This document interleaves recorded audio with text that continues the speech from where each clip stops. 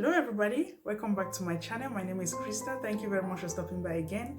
In today's video, we are going to go over part 2 of our series on how to read and understand patterns. If you haven't watched the part 1 of the video where I explained to you the information on the pattern envelope, both front and back, please be sure to check that video down in the description box below, and I'm also going to link it over here. And this is the part 2 of the video where we are going to unveil the contents of the pattern and actually go over the instructions that come with the pattern. So if this is something that you're interested in and you're not a member of this family, please consider subscribing. Let's get started. For demonstration in this video, we are going to be using this New Look 6233.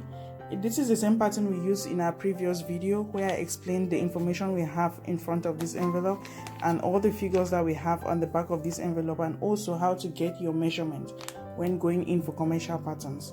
So in today's video, we are going to be exploring the contents of this pattern, looking at the pattern instructions and also the pattern pieces that we have. So let's see what we have in it. So basically, patterns come with the pattern pieces, and remember that for this pattern it said that we're going to have 18 pieces in total, which you can see on the envelope over here. It says 18 pieces over here. And so basically we have the pattern pieces here, and here are the pattern instructions. So today we are going to be going over these instructions step by step. Now once I've opened up my instructions, the first thing I see is the page numbers that says 1 of 4, right? Meaning that this is the first page of 4 of these pages. And then I can also see the pattern pieces that were listed on the envelope. So I bring that to you. So all of this, right? This is just a sketch of the same pieces over here. Right next to that, I can see the number of pattern pieces or the various pattern pieces that we have on here. If I should open this and cut them out, I should have a total of 18 pieces. This panel here actually tells you which pieces will be used to make which of these garments. So in our previous video, our example was the garment D, which was the bathrobe. So I'm coming over here and I'm looking for the pieces that have the letter D next to them, so that it will help me identify the pieces that I need to cut out to come up with the garment D. So I will just look through real quick. On this side we don't have any D. The D here is number 12. We have 13, 14, 15, 16, 17 and 18. So for the garment D, we need to cut out 12 through 18. All these pieces will help us to make this garment. Likewise for the other pieces. So if I were to make C, I'm going to be using 8, 9, 10 and 11. Before we move on, it's important to understand that information on these patterns are actually the same. So whether you're using McCall's, Butterick, Simplicity or New Look, you have similar information on them. The layout just might be different. Just wanted to throw that out there real quick. So let's move on. Now let's look at the first one. The first symbol, if you find this on your pattern, is simply telling you that it's a point where you can lengthen your pattern. So it says that number 1, to lengthen. Cut pattern between printed lines and place paper underneath. Spread pattern the required amount and pin to paper. This simply tells you where you are allowed to cut through your pattern to create an extension, and just not at random. Likewise, number 2 says that to shorten. Fold at the printed lines to form a pleat. Half the amount to be shortened. That is half inch, 1.3 centimeters deep to shorten 1 inch. So basically you have a special point on the fabric where you are allowed to fold if you want to shorten your pattern instead of having the regular length that came with the pattern. Let's move on to number 3. Number 3 is a double-sided arrow, and this is actually for a straight grain. On other patterns you will find just a single-sided arrow. Let's see on the McCall's pattern. The McCall's pattern, it shows you here, it just simply states that this is the green line, but then you will find that the description on this pattern and the New Look pattern that we are using is actually the same. So here it says that place on the straight grain of fabric parallel to the selvage or the fold. So let's see what we have here. Number 3 explains that the double-sided arrow is called the straight grain. Place an even distance from the selvage or a straight thread. Let me bring a fabric real quick and show you what a selvage is. So here we have fabric. This is my selvage. The selvage is simply the finished edges of the fabric. Sometimes you will find the pattern, the fabric company, the brand of the fabric over here. Sometimes you will find wax, you will find maybe the shop that is selling the fabric or something like that, where you find some kind of writings over here. So that is the selvage of the fabric. So if you find this arrow, on any of your pattern, it's simply telling you that you should place your pattern parallel to these selvage edges. On this side we have the cut edges, and on this other side we have the fold. We've already seen what a fold is on the fabric, but for you to know that you are cutting a pattern on fold, you should see the sign number 4 on the pattern. So if you see a pattern that has this sign on it, it means that you should place this side of the pattern on the fold of the fabric. The next thing is our seam allowance. It will tell you that there is 5/8 inch of seam allowance. You will find this on the pattern, and I think all patterns come with the same size of an allowance. So the allowance is actually 1.5 centimeters. That is equivalent to 5/8 of an inch. That actually tells you here at number 6, it says that is the seam allowance. It is 5/8 of an inch, which is 1.5 centimeters, unless otherwise stated. So if there's allowance different from 1.5 centimeters, it is going to tell you in the pattern. Now let's talk notches.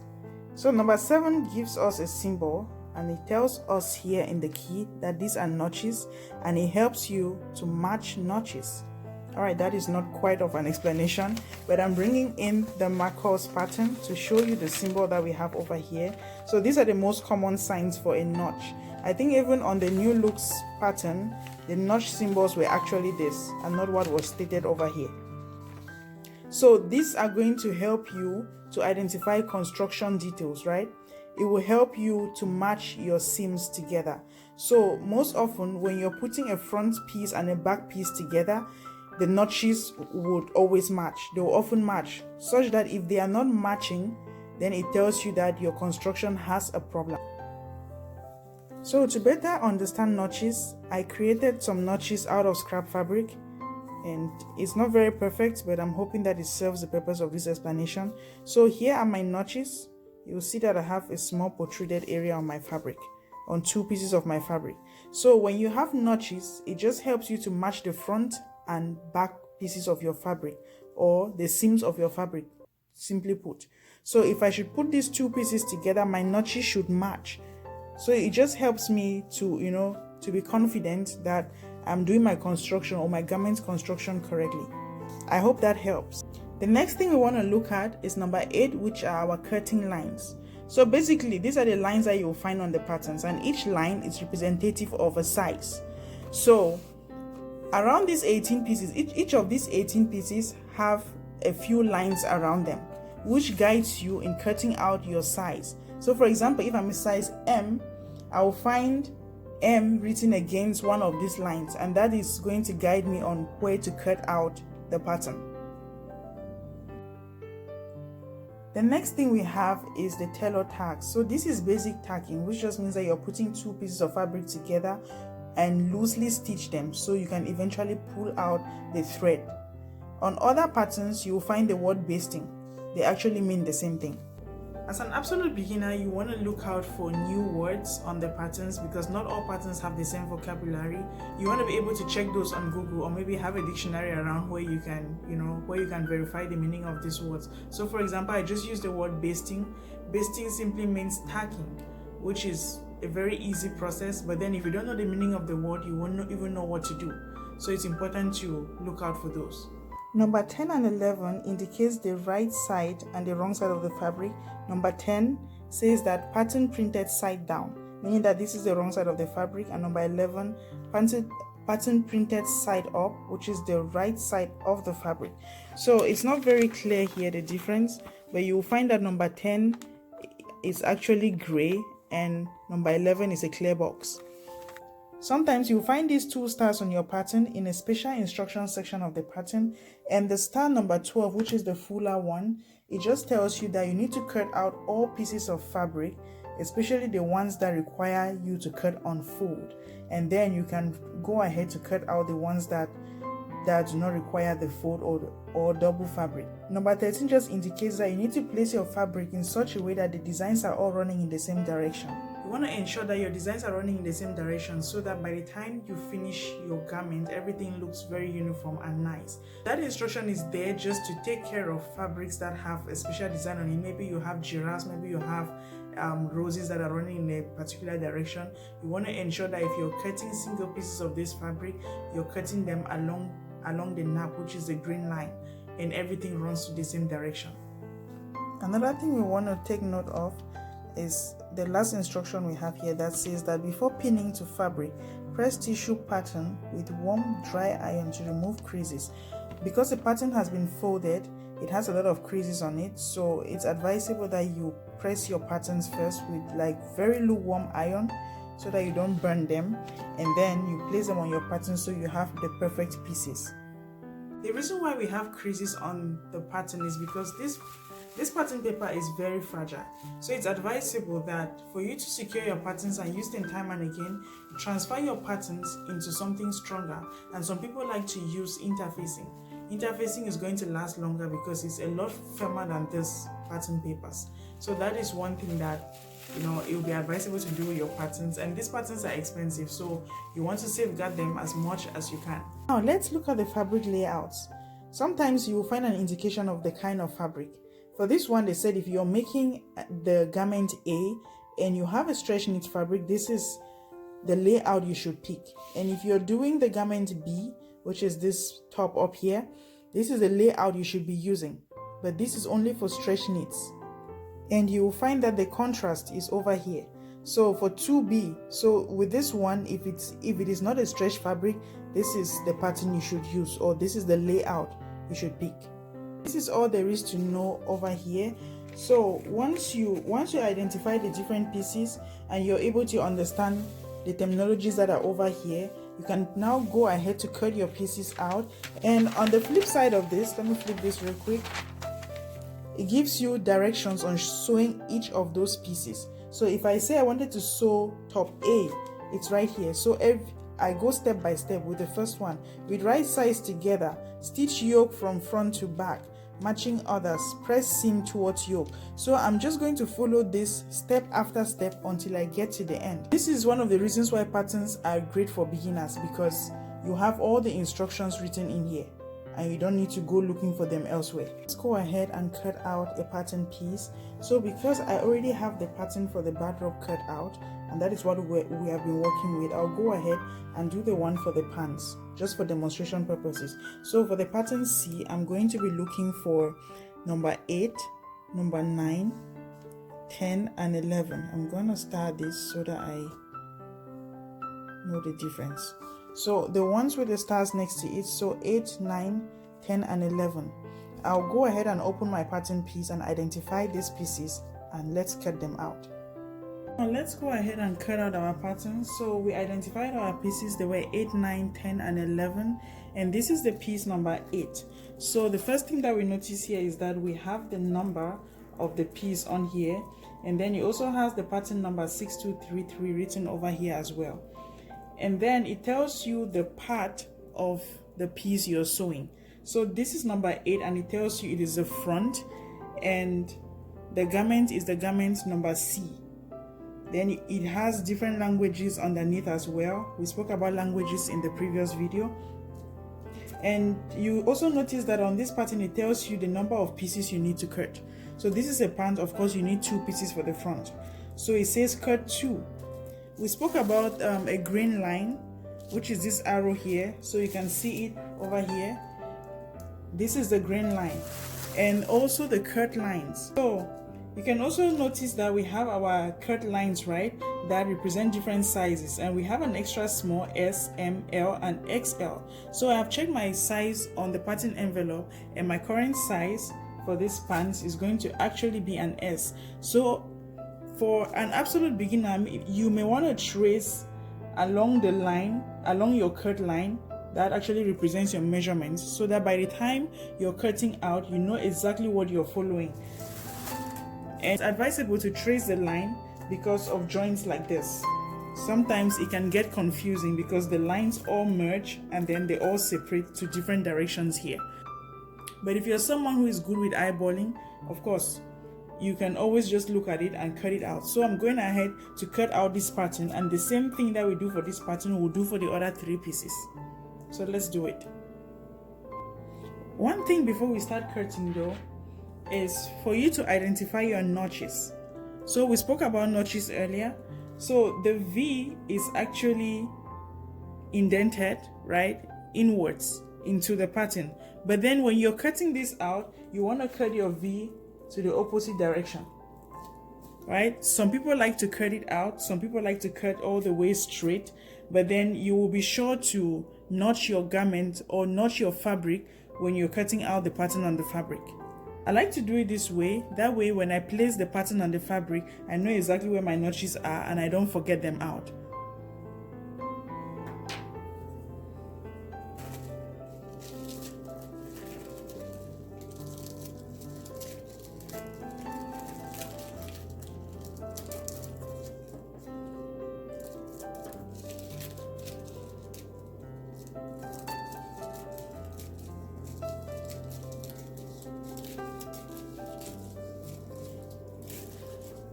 So I'm cutting all the way to S. So I'm just going down the line for S.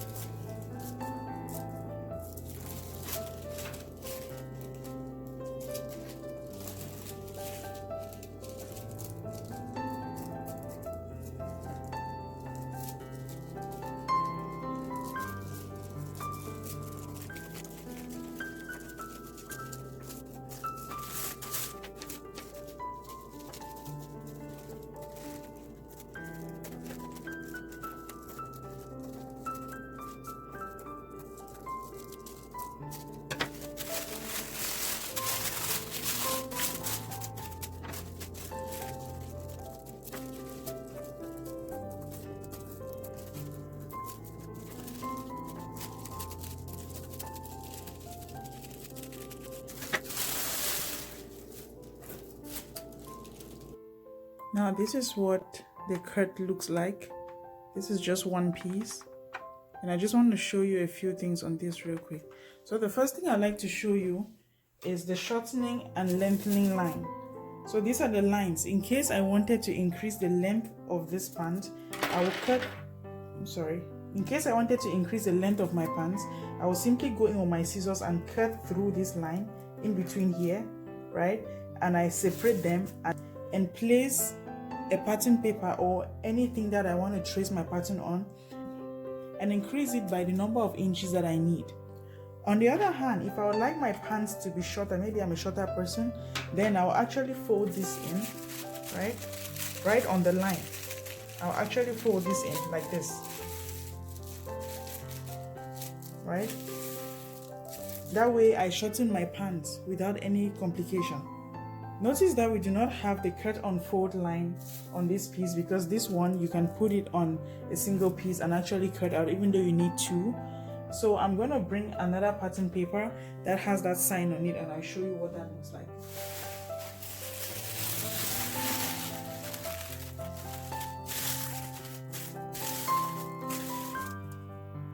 I have this was the back of my bathrobe, which basically tells me that if I see this sign, right, this is the sign which I place on the fabric and I cut on the fold, so that by the time I finish cutting and I flip it open, it's going to give me one large piece. So let's see how to place that.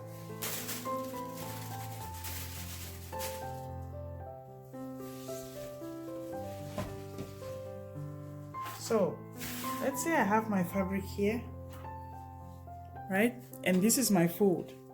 This is my fold over here. So if I were to cut this piece out, I simply place it like this. On some of the patterns, you'll find it written here, cut on fold.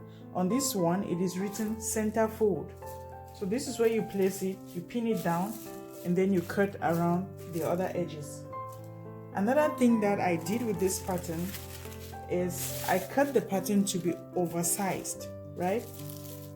Because sometimes it can get complicated for you to cut. Let's say I was an S, I cut it over here, and somebody comes to me and say, hey, I want a bathrobe in a medium, right?